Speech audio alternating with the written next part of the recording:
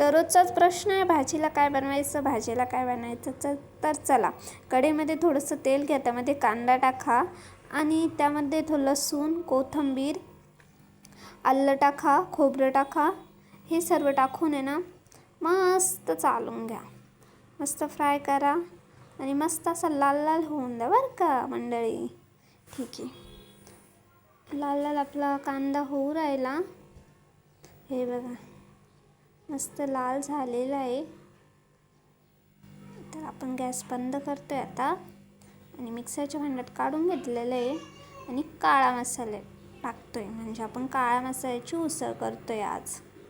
ठीक आहे, दळून घेतलं बघा, अशा प्रकारे दळून घ्या. आता हे सर्व मिश्रण आपण कुकरमध्ये टाकलेलं आहे. चवीनुसार तेल टाका तुमच्यानुसार आणि मसाला टाकून मस्त फ्राय करून द्या. त्याच्यात कोथिंबीर टाका, हळद टाका, जिरे मिरे टाका आणि लाल तिखट टाका. आता हे सर्व फ्राय करून घ्या. 5-1 मिनटं मस्त फ्राय करा, हे असं हलवून हलवून वगैरे. त्यानंतर आपली मटकी टाकून द्या त्यामध्ये काळी उसळ करण्यासाठी. मी जो मसाला वापरला आहे तो आमचा घरगुती मसाला आहे. हे सर्व एकजीव करा मस्त. आता त्यामध्ये पाणी टाकून द्या.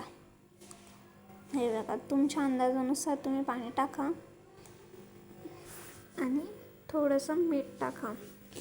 चवीनुसार मीठ टाकलेलं आहे आणि आपली उसळ तयार झालेली. कुकर लावल्यानंतर 2 शिट्ट्या घेतल्या आणि थोडा वेळ बारीक गॅस ठेवल्यानंतर आपली मस्त अशी झणझणीत उसळ काळी रशीची तयार झालेली आहे. काळा मसाला टाकला त्यामुळे मस्त काळी अशी दिसते तुम्हाला. नक्कीच खा.